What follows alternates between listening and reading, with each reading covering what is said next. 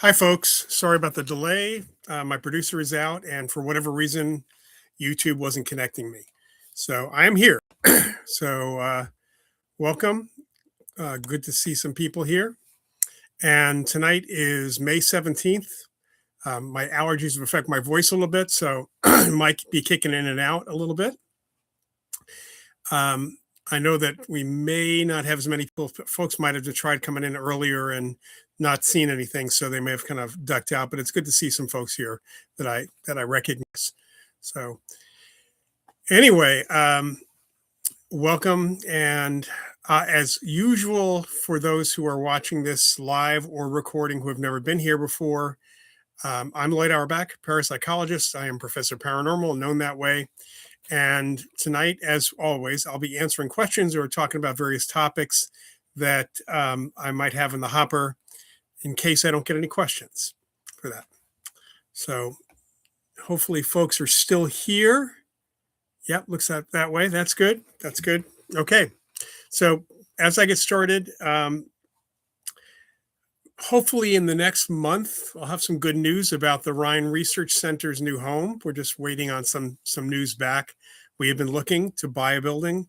For those of you who don't know the Rhine Research Center, it is 91 years old this year, actually.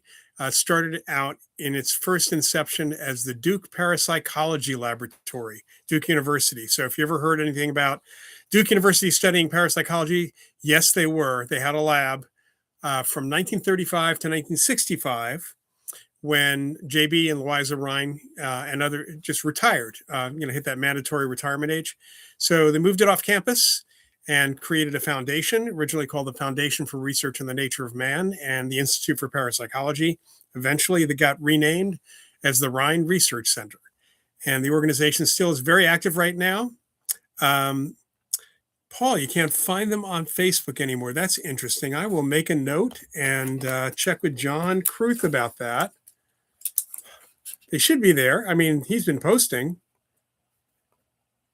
All right, not on Facebook. Okay. It should be there because, like I said, I know that they've been posting quite a bit. What's my opinion on disclosure? Well,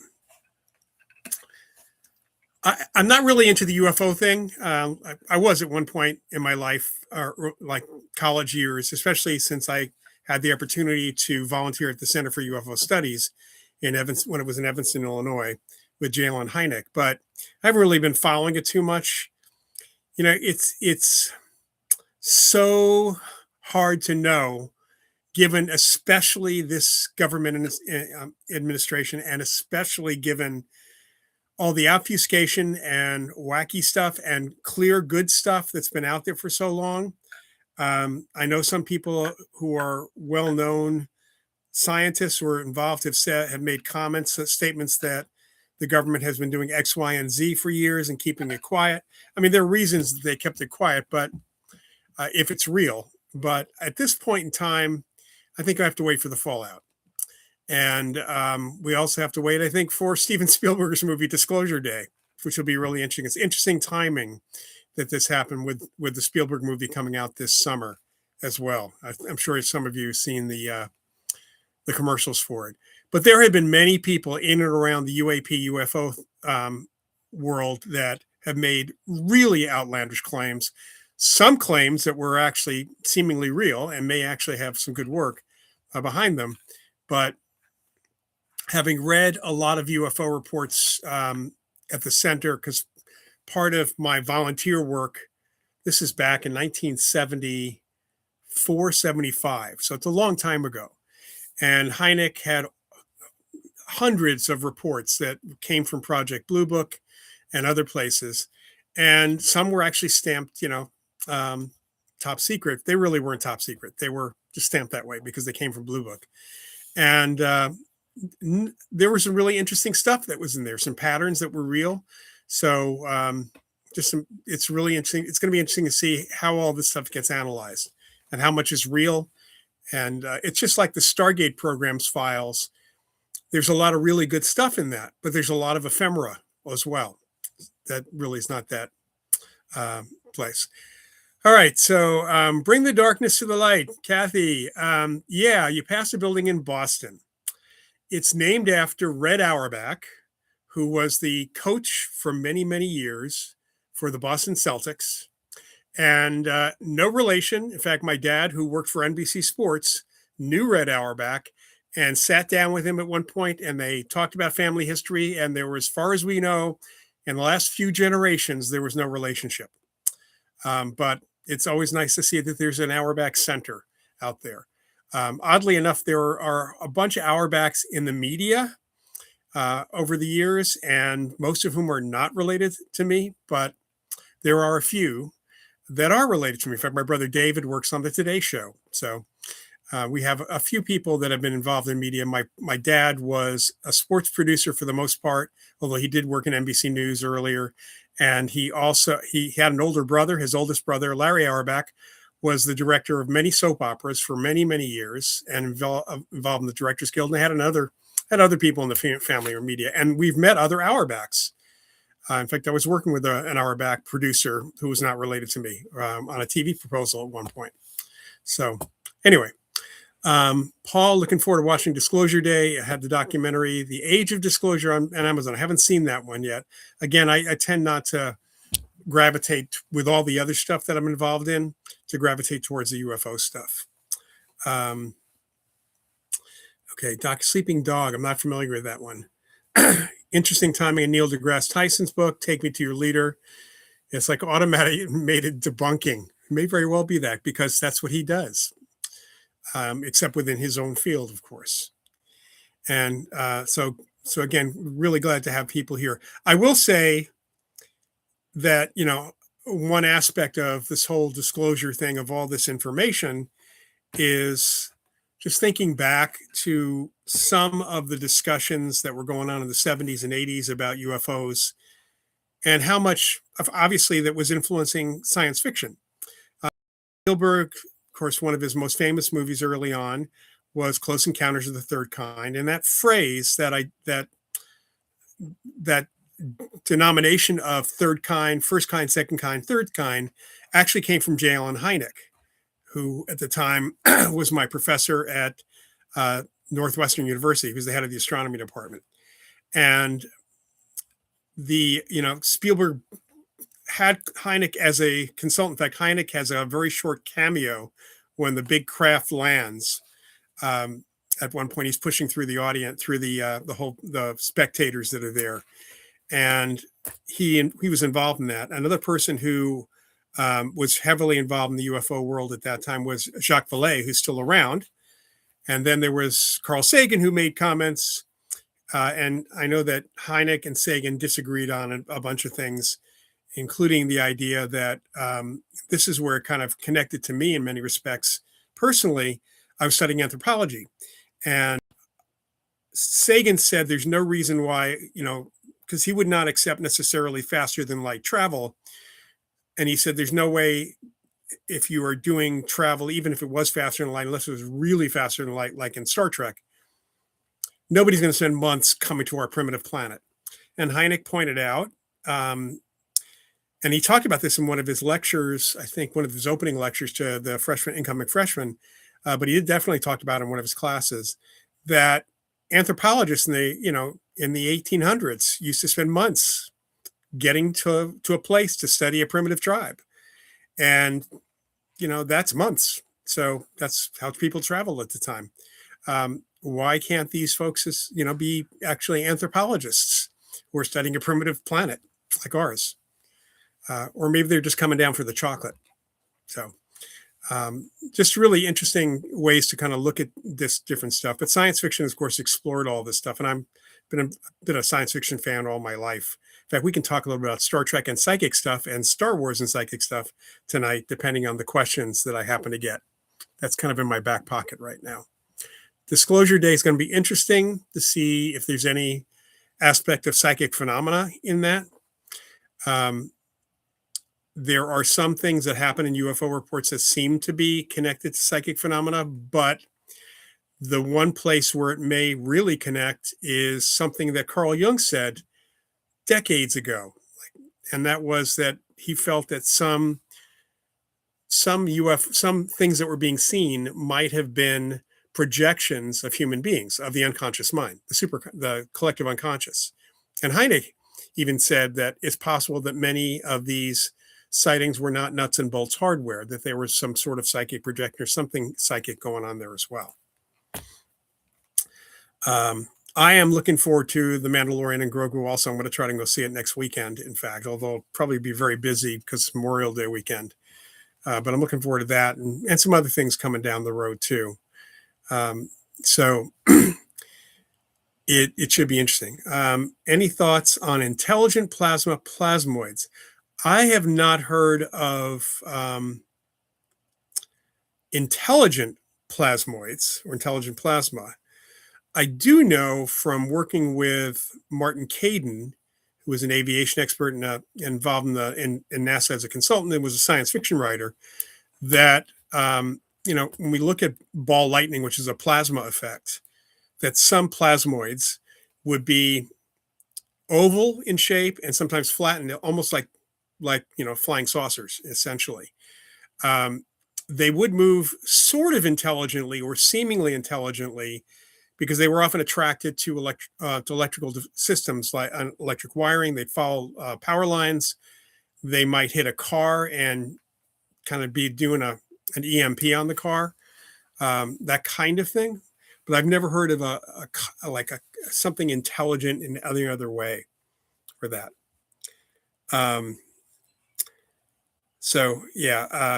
Gather momentum. I'm not quite sure what that means for that, but thanks for bringing that up.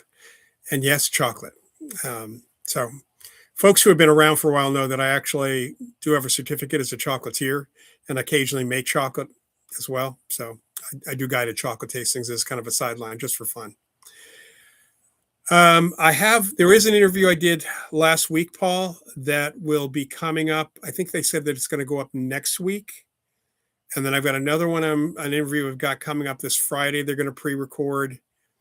So I've got a few others. In fact, I'm going to be on the X Zone with Rob McConnell on the 28th of May. I think I'm on schedule for the 9:00 hour for that.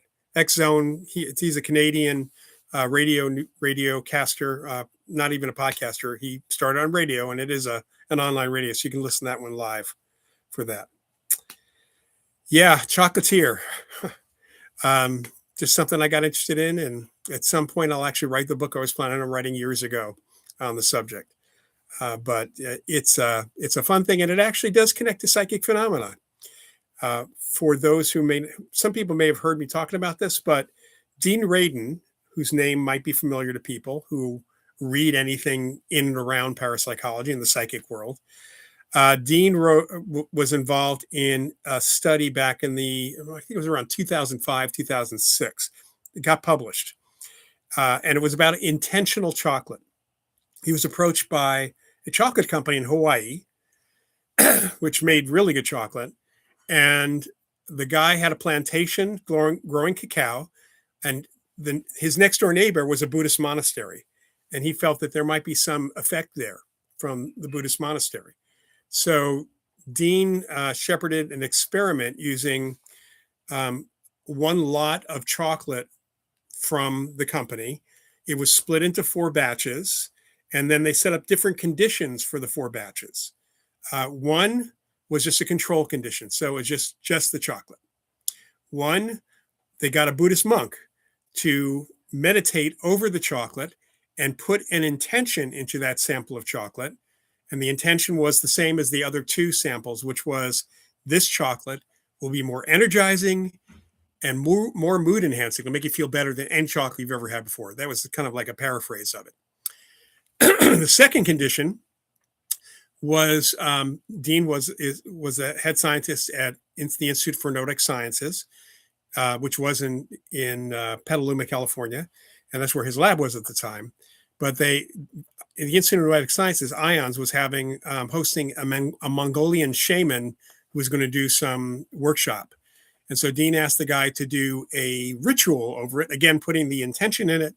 And the one thing about that was the intention that he put in had a very specific expiration date. So it had to make sure that chocolate got to people before the expiration date.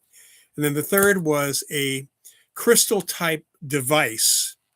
It was an electronic device created by, I think it was Stan Groff, which supposedly could record intentions. So again, a Buddhist monk was brought in. They sat in a Faraday cage with the device, meditated over the device, which was supposedly recording the intention. And then the sample of chocolate was placed in the Faraday cage without the Buddhist monk for several hours with the intention playing back. So the samples were then given to, I think there were 63 volunteers. I don't think they advertised it. It was a pilot study, and they never really did a full study. But this is the kind of study that you'd never have any problem getting volunteers. The volunteers did have to do some work. They had to fill out a mood survey before and after they had chocolate. And for 3 days, at 10 o'clock in the morning and 3 in the afternoon, they had to have, I think it was a half an ounce of chocolate. So they randomly given these samples from one of the 4 groups, and they had to fill out a mood survey. So Dean did not know who had what chocolate. When he gathered the surveys and whether it was A, B, C, or D, which were randomized, and he did the analysis, he was kind of surprised, but he wasn't, in that all 3 of the intentional sets of chocolate had a significant higher than the control chocolate impact on mood and energy. One of them was 67% higher, according to the surveys. So part of this was and the idea partly came from the idea that we hear about folklore. Food made with love makes you, it's better for you. And in fact, this experiment and another one similarly done with tea with intention certainly shows that the intention does make a difference to some extent. Now, it hasn't been replicated across a larger sample, but both those studies really did show a positive effect. And Dean had mentioned that could have a negative impact too, that if you are getting fast food made by teenagers who really hate being there, doing their work, that might not be good food to have, even if it was good to begin with, which is questionable sometimes. Yeah. I've thought about doing, that was it. It was William Tiller, not Stan Groff. Thank you very much. That's who it was Bill Tiller. The chocolate study, I've thought about it. At some point, I'm going to do up a pilot or a proposal and try. I really do want to do it. And there's a couple of chocolate companies I know of, I would really want to do it with, who make really good chocolate. And already it's got mood enhancing properties. So it'd be interesting to redo that study, but in a much, much broader perspective. We even talked about, who to get funding from. And then again, I know people who would pay to be in that study. So we may have it self-funded in that way. UFOs are plasma, and that relates to the paraphysical. If you really, I don't know how you would even calculate what the percentage was of that, except by behavior. And that, because a UFO is an unidentified flying object, or the U stands for unidentified.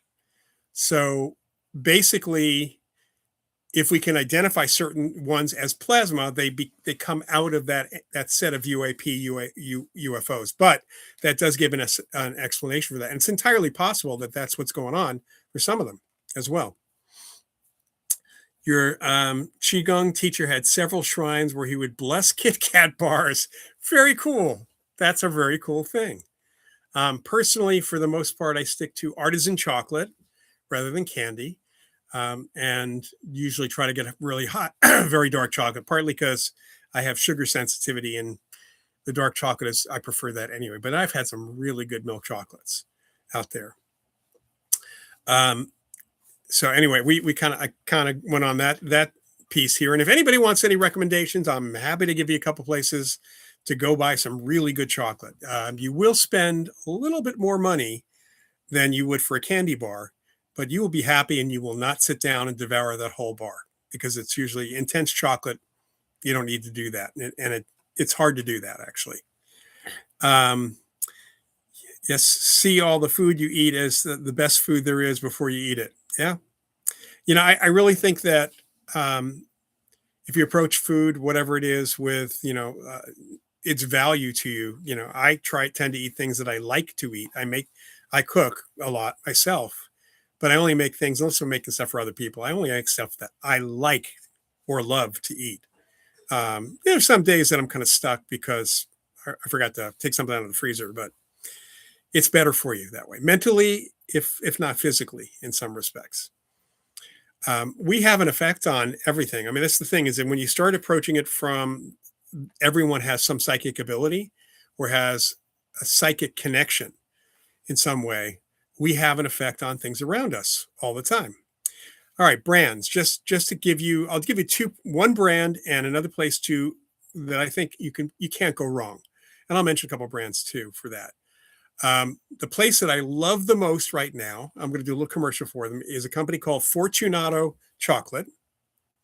Um, I'll put this in here, their website.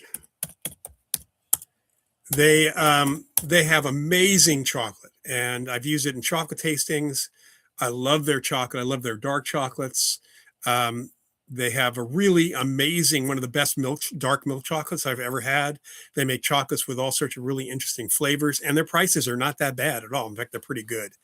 The other place that I do buy chocolate from is barandcocoa.com. They have an incredible selection of companies that are artisan companies that are very sustainable, ethical practices. They pay the farmers more money than most of the others, even though it doesn't say fair trade.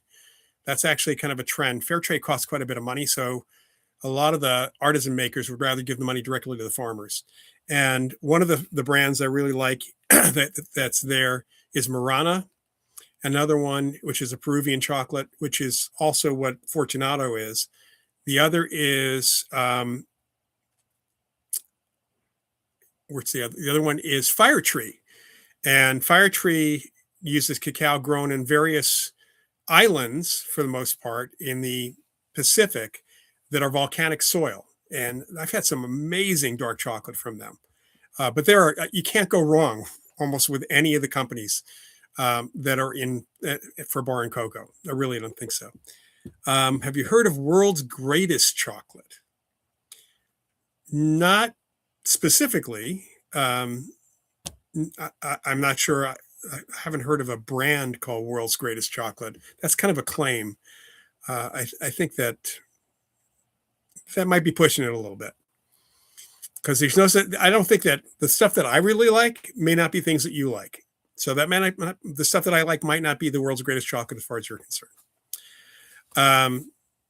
Tony's, I assume you mean Tony Chocoloni.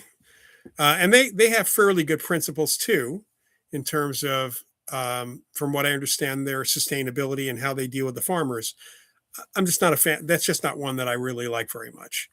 But they're certainly a lot cheaper than other companies out there. So that's a good one. I mean, you can go for a company like Taza, which makes great chocolate, stone ground, so it has a completely different texture and flavor.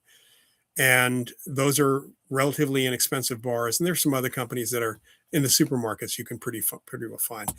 Chocolate, technically, I mean, it is chocolate if it's made with cocoa butter to the category. But there's a lot of stuff that's labeled white chocolate that doesn't have cocoa butter, in fact, has no chocolate in it. And cocoa butter is the fat.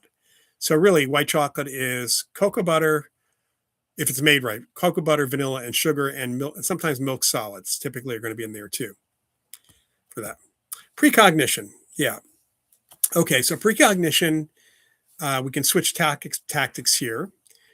Precognition is knowing before. And the one thing about precognition that is important to know, because of course everybody, from people go to see psychics, want to know their future. I mean, we want to know our future just in general, just for planning purposes. Humans are planners. But skeptics will always refer, the pseudo skeptics will always say, well, psychics are always wrong about the future. That they make all these predictions and they're wrong. And they're oversimplifying media psychics from the tabloids from years ago, who basically are paid to just make whatever prediction they want. Fact is that most good psychics who do precognition at all will tell you that, just to paraphrase Yoda, the future is always in motion. That they're picking up probabilities, the probable future. So the most likely future right now for you, when they give a prediction to you, this is the most likely future for you. Come back 2 weeks later, if you've used any of the information that the psychic gave you, your future will have changed or could have changed. Now, it might have been cemented because the information allowed you to make the decision that made that happen, or it could have gone way off track. And if you think about predicting the future, not just from a psychic perspective, but think about meteorology, weather prediction. There's systems on the planet, physical systems we call the weather. And they're making predictions based on patterns from the past and supposition based on those patterns and the way things have gone. Things like El Niños come along in the past. What's that look like? But what influences can we bring in? They're trying to make a prediction of the most probable weather conditions going forward. And the fact is, and we all know this, that the further out they try to predict, the less likely they are to be correct. I mean, there's a general thing that they can be right about, but the weather changes because there are unseen influences or influences that were not part of the model that they used. You can predict the weather about 3 hours, 4 hours in advance for the most part, but sometimes things change. And it's like that same thing. There's so many things that could affect certain aspects of the future, especially when it involves human beings, that it's probability. It's not necessarily reality in that sense. So that's important. Now, talking about 9/11, it's interesting that there is something called the Global Consciousness Project that's been running since the 1990s. It's based on using, I think there's still 50, there might be a few more, of what are called electrodiagrams. And they are basically random event generators, which we use in parapsychology research. They're generating random numbers throughout the time. And when things go non-random for a period, if these devices non-randomness connects to an event, a major event, they'll look at that as possibly an effect of human beings having on these devices. So one of the things they started out with to begin with is there have to be some events that are predictable. Because if you're going to run these devices and try to compare the data against an event, well, we don't know when an earthquake's going to happen. We don't know when something like 9/11 is going to happen, or Princess Diana getting killed, or the World Soccer match. Except that we do know when that's going to happen. We do know when the Super Bowl is going to happen. We did know when the Rose Bowl is going to happen. And sporting events are the easiest things to predict in terms of when they're going to happen because they're scheduled. So, and they have an emotional impact. The Rose Bowl was watched, at least internationally. My dad did the international broadcast for many years, produced it, over 1 billion people a year. Actually, I take that back. I think it was something like 600 million worldwide for the game, but about 1 million plus, more than 1 million plus for the parade. The parade was much more, important to people around the world. The Super Bowl is watched by people. There's emotionality connected there. So when you look at the data from the Global Consciousness Project compared to here's the data that is going on at the same time as the event and looking before and looking after, many world events, especially the random events like Diana's death, there was a spike in non-randomness about 24 hours before her death. There was a spike before 9/11. There was a spike before a number of other world events.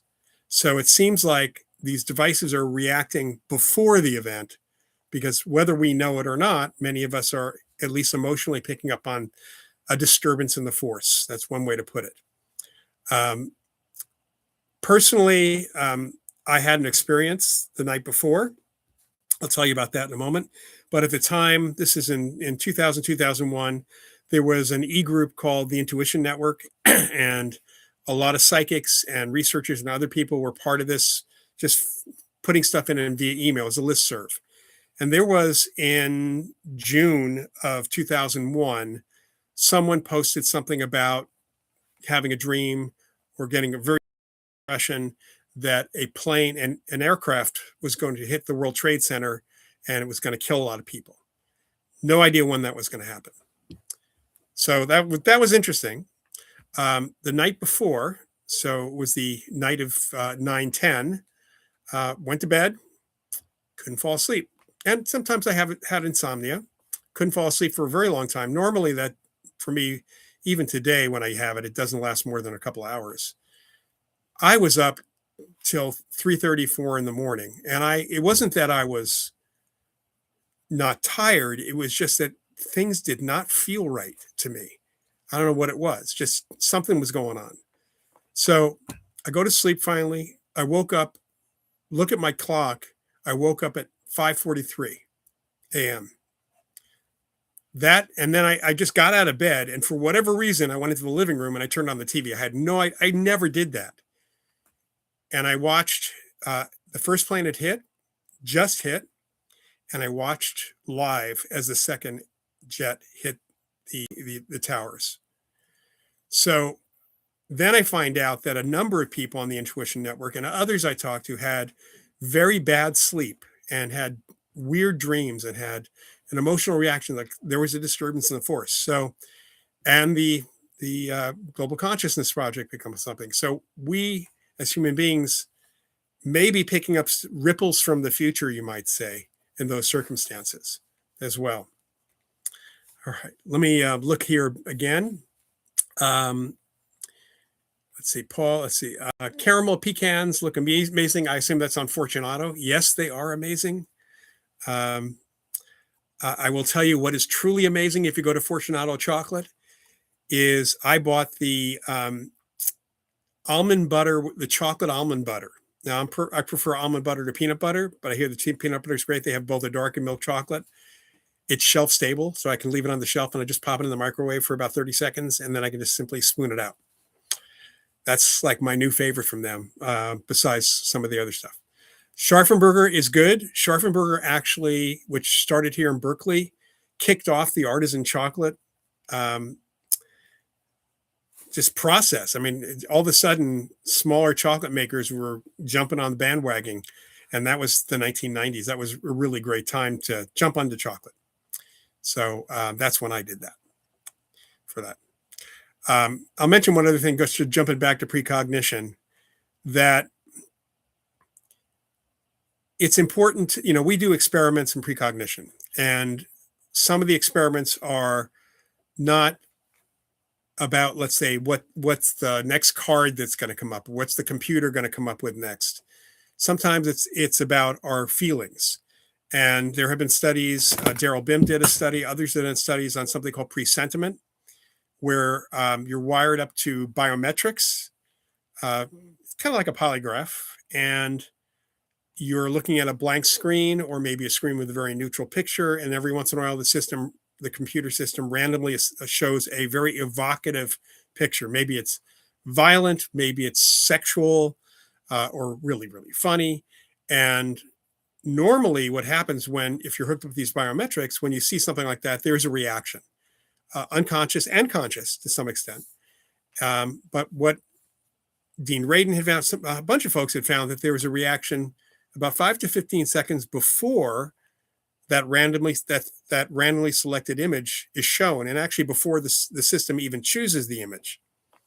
So we have this bit of precognition going all the time, potentially, that our bodies are feeling. And there's a book called First Sight by James Carpenter, which is a theory or model of ESP, that we are constantly scanning the environment, not just in time, this little bit in front of us, but also spatially. And so sometimes we might get a feeling when we're about to walk into a situation that something is not right in the room. Forget about the future. The problem with ESP is that we have SP, we have sensory perception, and it's pretty damn good. And these feelings that we might get in our bodies may be ignored, because most people kind of ignore their gut feelings and such. And we can't identify what they are because there's no information per se, verbal information or visual information connected. So we do experience feelings. Sometimes people call that intuition, and it might be, which is a very psychological thing, but a lot of times it is psychic that's happening at that point. And sometimes it is that gut feeling. And what's important to know, if you didn't know this, is that the largest concentration of nerve ganglia outside the brain is in the gut. So we do think with our stomachs sometimes. And in fact, not too long ago, it was determined that there is nerve ganglia on the heart. So we may actually have, senses from, sensations from our heart in this way as well. In other words, it's not just the brain, it's a whole process that's here. Studies in consciousness are astonishingly interesting. It is, in fact, fortunately, becoming more and more of an interest to many scientists in many different disciplines. There is a problem with consciousness, and students who have taken my course in human consciousness and survival studies, in fact, I'm teaching it right now. I know Paul's taken it. And I know Kathy is taking it here too. The problem is that there's no definition of consciousness that's agreed upon in science, even within a single science. We talk about the word consciousness, in other ways, other contexts, like when you're sleeping, you're not conscious. If you're knocked out, you're not conscious. We talk about terms in other terms. Are we conscious of what we're doing? That's a different interpretation. That's more of a semantic thing. But the reality is that consciousness is subjective. I know me, more or less, but it's a problem trying to quantify it, trying to measure it, because we don't know what we're trying to measure. You can measure brain activity, but we're still learning about the brain. But that doesn't mean that's consciousness. That is maybe consciousness in action. That is the process that it's working through the body, through the brain especially, but it may not be what consciousness actually is. So that question of what is consciousness, that's like philosopher David Chalmers called it the hard question of science, because objective science is trying to determine something subjective and what it might be. And if consciousness is not just subjective, if there's an objectivity to it, which many of us in parapsychology feel that there is something called consciousness that can exist outside the body and even after we die, we can't, we're certainly not at a point where we can even figure out how to detect it, for that matter. So for those of you who are not skeptics or who are truly skeptical or are interested in ghosts and things, I often get asked, kind of challenged, so where's your proof of ghosts? And my response is, where is your proof of consciousness? What's your definition for it? Because a ghost is a person who's a consciousness without a body. So really hard to kind of pin that down. So the three centers, the heart, the gut, and the brain. Yep. Let's see, Mary Prankster. This week I finished reading Jacob Grunberg's syntergic theory that says the brain is a representation of the universe made by the universe. There's a lot of really interesting models and theories out there. So many, way too many, and there are, if it's just the brain, there are problems, because there are examples in human activity where people are missing parts of their brain and still perfectly functional, but that could be that maybe the gut takes over. Who knows? We're still learning all of this stuff, but more needs to be poured into that question. And what's really interesting is some people who, prior to their interest in consciousness as a question, would never have looked at parapsychology research. But we're seeing more folks slowly but surely in academia looking at our research and what we've been doing, because parapsychology research has been dealing with consciousness since the founding of our field in the 1800s. That's been a question. And so it's something more. And there are a few schools that have been teaching consciousness studies for a long time. Some of it is philosophical, some of it's from physics and biology and so on. It really needs to be interdisciplinary for this. We still don't know for that. Let's see here. In Qigong and now the Monroe Institute are promoting the idea that the heart is the key to psychic stuff. For feeling. Yeah, that very well may be, especially now that we know that there's processing going on in the heart as well for information. When people talk about, it's always interesting when people are talking about human beings. Many things in psychology are not, there's no good objective evidence for them other than behaviorally observing them or people's subjective experiences.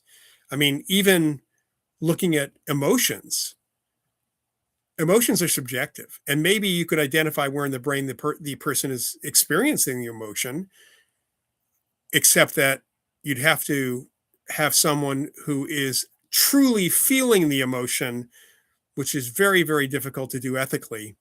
And then you have to define it too, because what I feel is love may not be what you feel is love, for example, for that. Paul, I always have more ghost stories for this in general. But let me go ahead and answer these questions before I maybe jump to one out there. And yes, Paul, The Immortal Mind is a good book to read. In fact, there was just an article that popped up on online. I just put it in for my students, in fact. I'll find it here in a second. Anyway, specifically about that book. And the article is called Hello Materialists. Let's see. Let me see if I can pull this up, but that's not the whole title. So the article is called Hello Materialists, Let's Weigh and Measure the Mind. And it's it talks about materialism and talks about that book, The Immortal Mind, as well. I think it's a pretty good book, good way to go. Do beliefs about the afterlife communication affect the ability of a person in spirit to contact a loved one? Does the belief of the loved one affect it? What are possible impediments? Well, that's a good question. We have a medium online with us. I don't know if she wants to kind of pipe up here and say anything, but I don't know if beliefs about the afterlife, certainly beliefs about the afterlife, do impact people having an experience with someone trying to communicate with them, ignoring or dismissing the experience.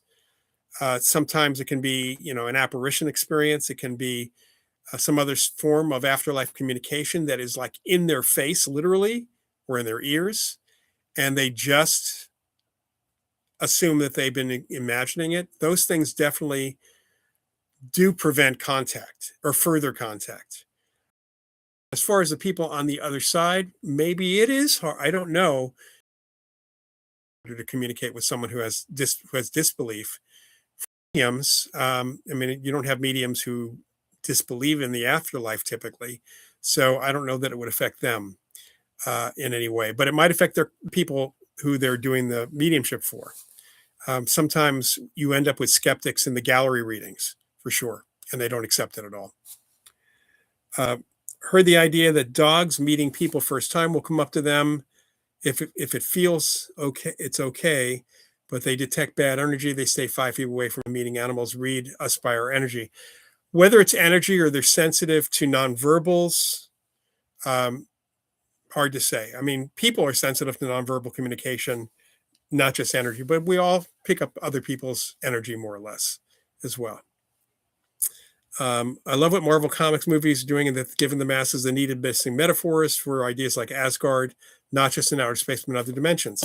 Well, and then you have the whole multiverse thing Marvel has made popular, even though Marvel took that idea from DC Comics, which had been doing that since the 1960s.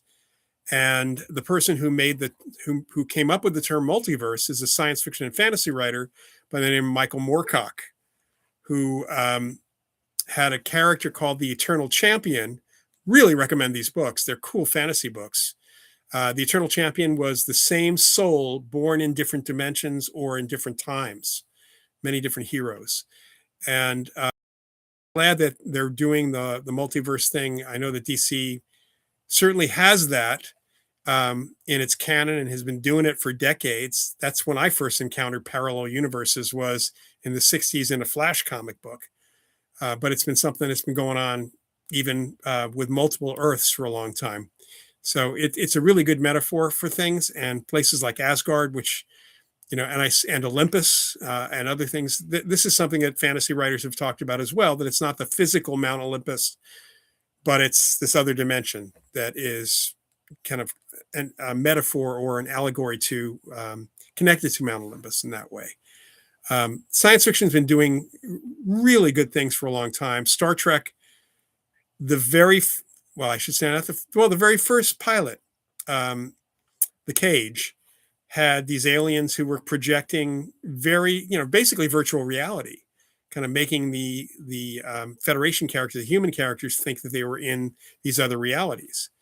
And then the second pilot, Where No Man Has Gone Before, which is the first one, Shatner as Kirk, they had two characters on there.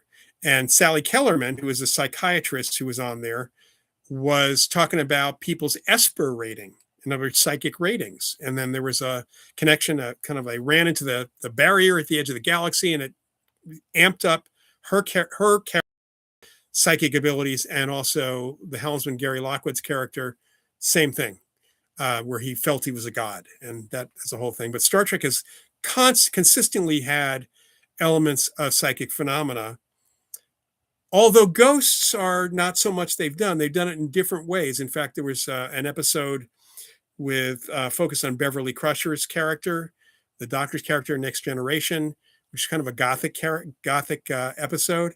And the ghost there, which was a family ghost, turned out to be an extraterrestrial, an alien energy being. But there have been really good metaphors for me as someone explaining things to the public about how ghosts work, because ghosts are basically they don't have bodies. So when you see a ghost, you're not seeing that ghost optically. That ghost is projecting what they think of themselves, or maybe what you should see, what they want you to see. Just like the Organians in an episode called Errand of Mercy in the first episode of Star Trek, the original series. So there's a lot about science fiction. Star Trek's one example. Star Wars, obviously, the Force is a psychic thing. All sorts of elements, especially psychokinesis, with pushing someone away. In reality, and this is where the media kind of plays with things quite a bit. On Star Trek, Mr. Spock could only do the mind meld if he put his hand on someone in very specific spots to connect with them. Telepathy didn't work, but there were others who could pick things up directly. In Star Wars, psychokinesis or telekinesis is done by using the hand to direct it. That's not necessary, as we know in parapsychology work. But it's a good way for people to see how that works. And even in movies that get a lot of stuff right, like a movie like Hereafter, which was directed by Clint Eastwood, Matt Damon plays a medium. He's got to touch someone to do the mediumistic communication. And that's not necessary. That's kind of from the Dead Zone, Stephen King's The Dead Zone TV series and movie and the book as well. I'm going to go back here as well. Let's see. You can always ask for a physical sign or symbol or song. That is correct. And signs are a big thing. I do recommend Laura Lynn Jackson's book, Signs. It's a great book. And again, people who don't think anything that there is an afterlife, they're going to ignore those things. They can be in their face. They're going to totally ignore it or write them off. Sometimes people think they can predict who will come through because it's recent passing, but that doesn't matter. And that is true. One of the misconceptions, which unfortunately is also presented not only by pop culture, but by the skeptics. They're always criticizing mediums because they can't talk to so-and-so. And the fact is, it's not dial a spirit. When you're dealing with mediumship or even any kind of afterlife communication, it's communication. It's not you picking up information. It's you having a conversation. So the idea that you want to talk to so-and-so, I want to talk to my father. And for whatever reason, whatever's going on the other side, whatever's going on in the afterlife, my dad's not available. Or he thinks that somebody else should be talking to me instead. The medium's not going to be able to communicate with my dad because he's not coming through.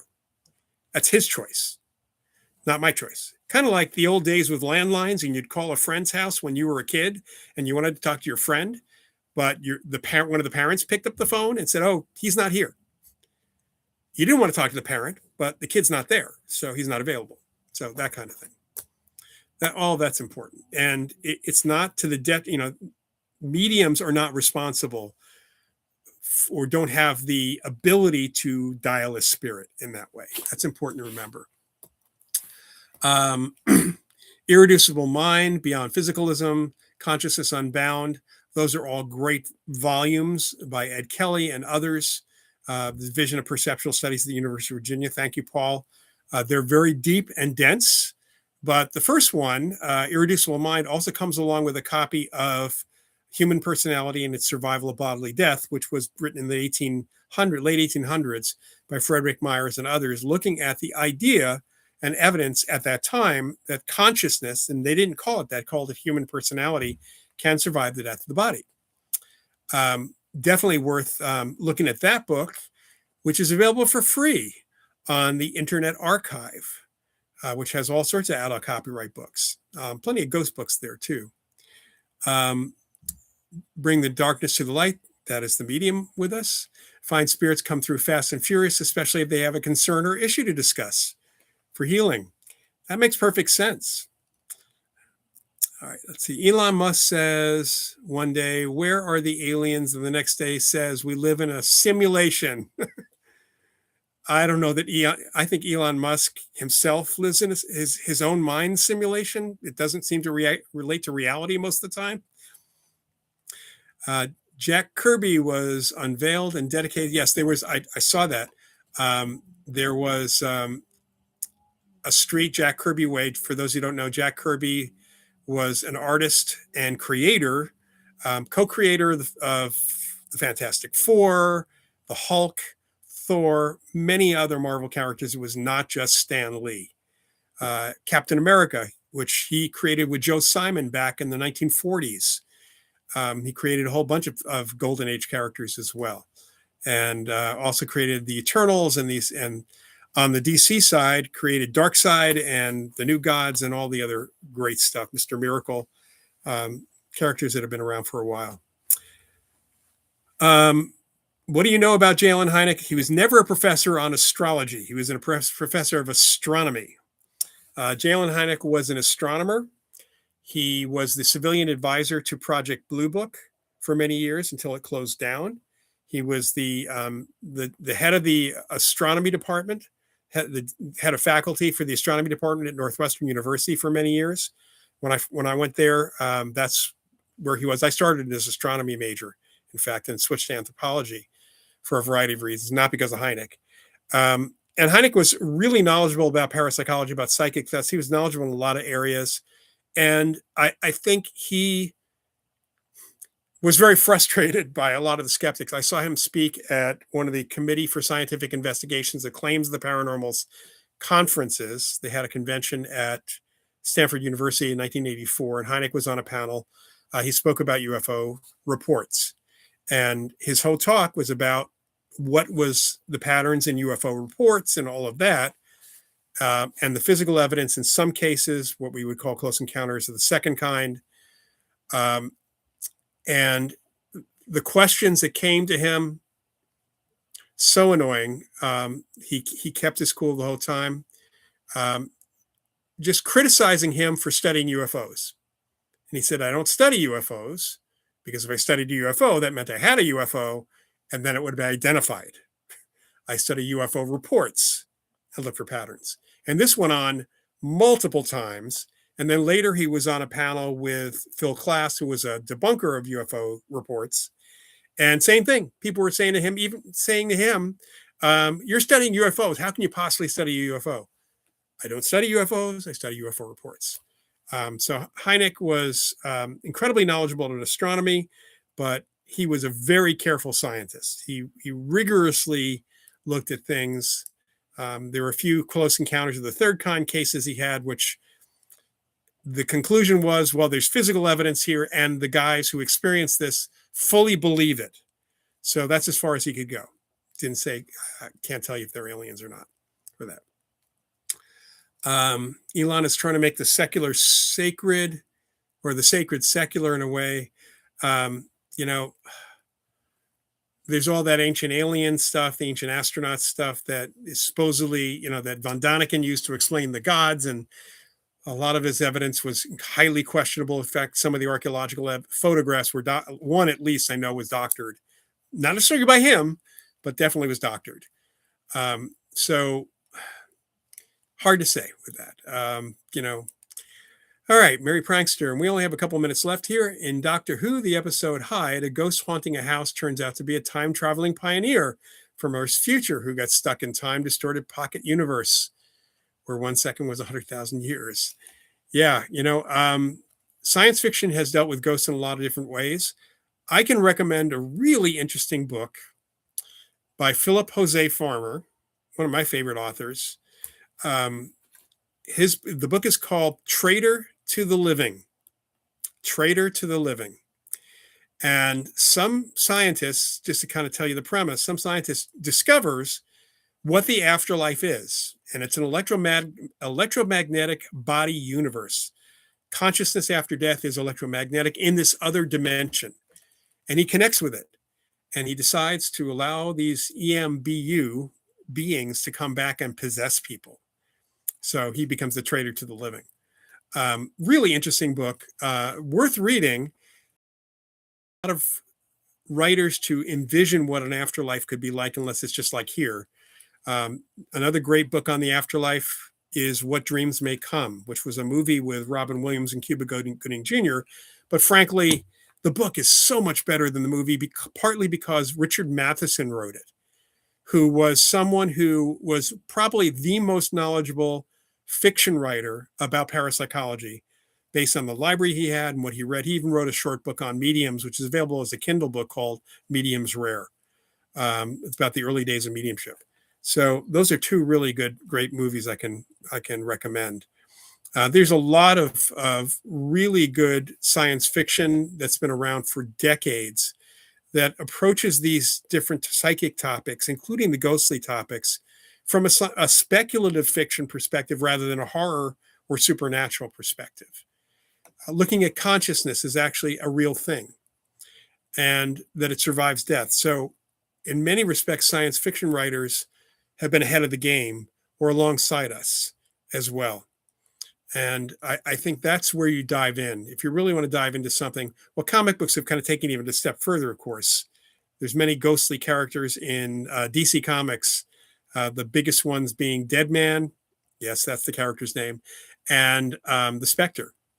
But there are others as well that have been there. And it's a way, folks have been able to kind of play with this in science fiction and comic books for years. And it's just a really good way to be introduced. And actually, that was most of my introduction to psychic phenomena was from comic books and science fiction as a little kid. That plus television, and mainly TV shows like One Step Beyond, which is still available on many streaming services, dramatizing, like The Twilight Zone, but dramatizing actual reported psychic experiences. And the other show, which really started me off, was a show called Topper, which was about some friendly ghosts that were just connected to this guy, Cosmo Topper. And there are episodes out there in some of the free streaming services on YouTube. There is a movie which you can even download from the Internet Archive called Topper, which stars Cary Grant as one of the ghosts. So highly recommended. The book Topper is wonderful to read. It was written in the 1920s, a guy named Thorne Smith, who also wrote a book that eventually must have inspired the TV show Bewitched. But there's some really great stuff. He even wrote a book called Night Life of the Gods, in which some of the Greek gods come down to Earth and decide they want to party. Go figure. So I do recommend some of these things. Anyway, we are at time. I will be back again in 2 weeks, May 31st, with hopefully my producer will be back with me, pretty this up a little bit. And I appreciate you all sticking with me. And Paul, I will try to remember to do a ghost story next time if we don't get at the very beginning, before we get a lot of questions. So everybody take care. Have a good couple of weeks. and enjoy. If you end up going to see The Mandalorian and Grogu, I hope you like it. I hope I like it too. Thanks, everybody. Good night.